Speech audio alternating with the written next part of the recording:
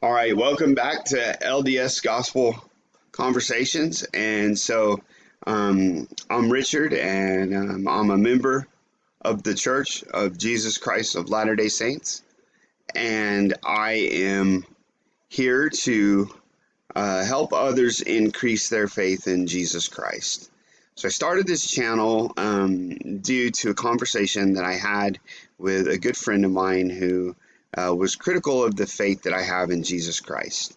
So I'd like to talk about my faith in Jesus Christ and how it helps me and how it can help you as you establish your faith in Jesus Christ. So Christ in General Conference, April 2021, the last General Conference, um, President Nelson gave a talk on Sunday morning, Easter morning, and the title of that talk is called Christ is Risen, Faith in Him Will Move Mountains. So I want to talk a little bit about that talk and get into a little discussion off the top of my head and what the Spirit prompts me to say.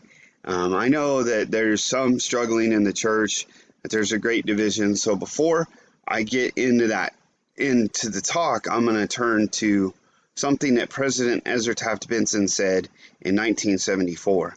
And he said, there's a real sifting going on in the church, and it is going to become more pronounced with the passing of time. It will sift the wheat from the tares, because we face some difficult days, the like of which we have never experienced in our lives. And those days are going to require faith and testimony and family unity, the like of which we have never had. And what is President Nelson telling us to do is to receive revelation, increase our faith, and learn and get a testimony and learn to receive guidance and revelation daily. And in 2008, Elder D. Todd Christofferson gave a wonderful talk entitled Come to Zion, about unity and building family unity, and I'll get into that in a different video. So anyway, in this one, I want to talk about faith in Jesus Christ.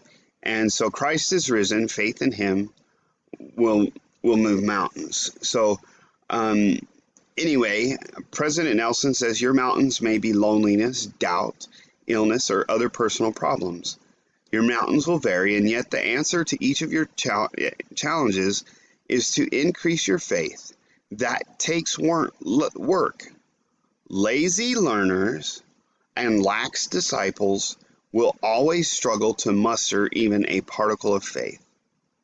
To do anything well requires effort. Becoming a true disciple of Jesus Christ is no exception. Increasing your faith and trust in Him takes effort. Then he goes on and he gives 5 suggestions to help you develop that faith and trust in the Lord Jesus Christ and in the restoration, the mission of the prophet Joseph Smith, and in trusting the leaders of the church today, right? So first is to study, become an engaged learner, immerse yourself in the scriptures to understand better Christ's mission and ministry. Know the doctrine of Christ so that you understand its power for your life. Internalize the truth that the atonement of Jesus Christ applies to you. He took upon Himself your misery, your mistakes, your weakness, and your sins. He paid the compensatory price and provided the power for you to move every mountain you will ever face. You obtain that power with your faith, trust, and willingness to follow Him. Then he says, learn about miracles, because sometimes it's going to take a miracle to move those mountains. And so he says, the more you learn about the Savior, the easier it will be to trust in His mercy, His infinite love, His strengthening, healing, and redeeming power. The Savior is never closer to you than when you are facing or climbing a mountain with faith. And I'm not going to go through the whole talk in all 5 steps. I'm fixing to stop on this second one, and we're going to talk about this a little bit. Second is choose to believe in Jesus Christ.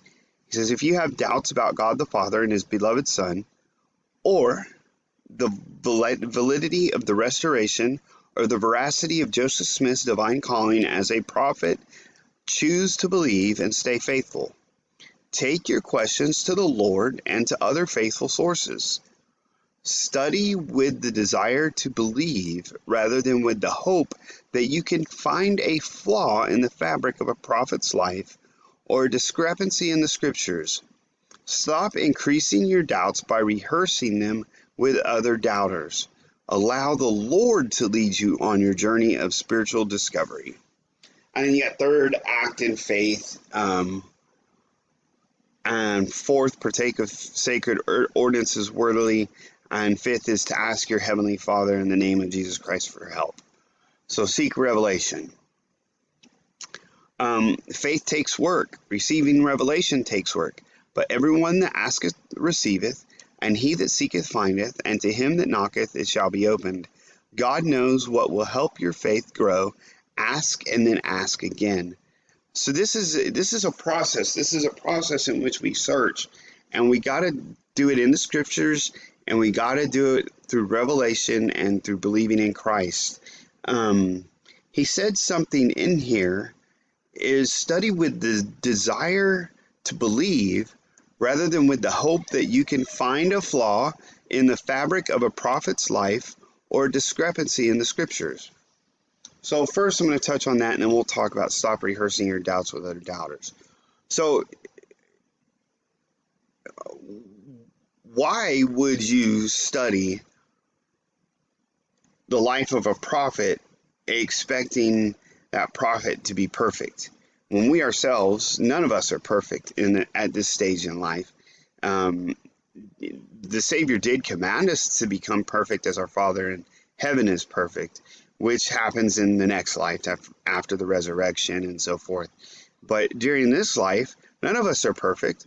Yes, there's going to be flaws. Yes, there's going to be instances in which a prophet may not have been acting as a prophet, or a prophet might not have said something that was under the inspiration of heaven. Brigham Young had an experience where he got up and spoke to the saints.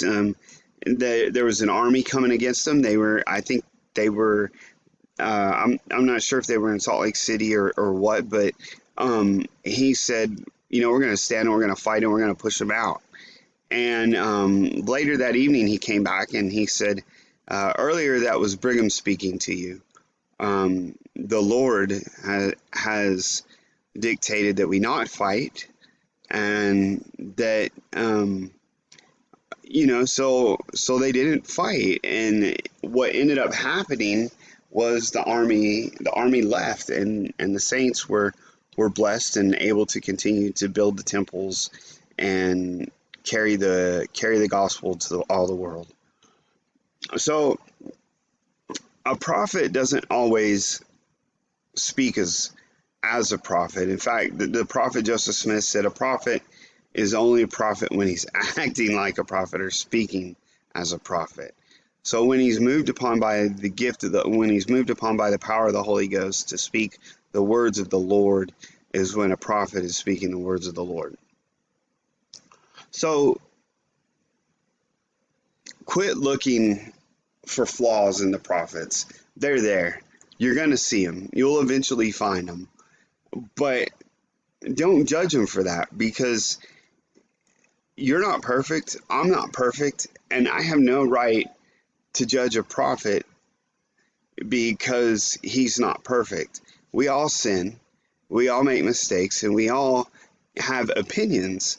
And sometimes those opinions are not in harmony with the Lord.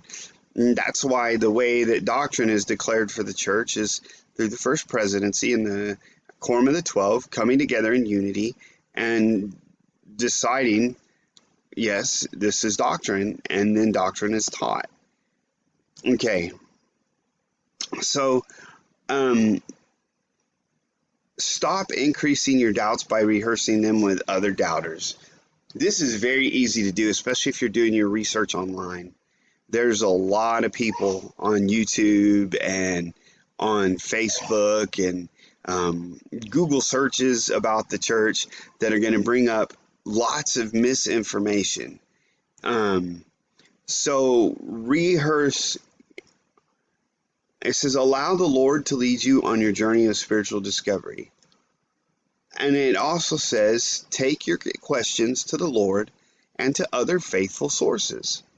So, one thing that I've done in my life is to study the writings of apostles and prophets, um, and go to the leaders of the church and seek revelation, seek personal revelation in the matter.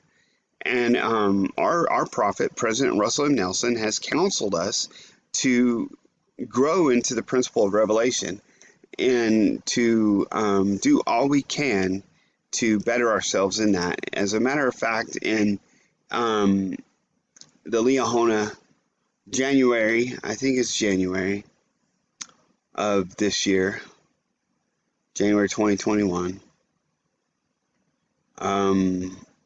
Grow into the Principle of Revelation by Russell M. Nelson, President Russell M. Nelson. He says, I encourage you to take the necessary steps to hear the Lord better and more often so that you can receive the enlightenment that He wants to give you. And I know that the Lord wants to bless us, to give us revelation, and to help us walk the path.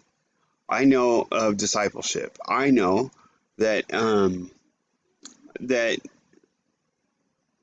that we can come to know of the truthfulness of the gospel as we seek it and as we put forth the necessary work to increase our faith, to seek revelation, and to get to know the Lord, Jesus Christ, and our Heavenly Father. And as we receive the Holy Ghost, keep the commandments, and put forth the work, we will come to know of the truthfulness of these things. So there's several good YouTube channels. You can subscribe to mine, and I'm going to keep doing videos. But also there's several others. There's Watcher Palmer. There's Kwaku L and his group called Stone 16. And The Last Dispensation from Troy Abels and Quick and others on there who really discuss and get deep into it, and come at it with a little bit of humor. I myself am not that humorous. I'm straightforward, but I'm doing my best to get on here and help those of you who are struggling with your faith a little bit. I know that Jesus Christ lives, that He is the Son of God. I know that Joseph Smith is a prophet. I know that President Russell M. Nelson is the current prophet that the Lord has called to lead and direct the church. I know that we can receive personal revelation for our lives and for our families and for our callings, and that there's no reason for us to struggle in silence. If you're struggling, go to your bishop, go to your stake president, and talk to them about your struggles. And go to the Lord, go to others. And with that, I testify in the name of Jesus Christ. Amen. I'd invite you to subscribe to my channel. And if you have any questions, I do know a lot about the doctrine. I don't know everything. I'm not a scholar, but I have studied the doctrines of the gospel. So if you have any questions, put them in the comments, and I'll see if I can, and I'll get to them as soon as I can. Thank you for watching, and please subscribe, and talk to you later. Bye.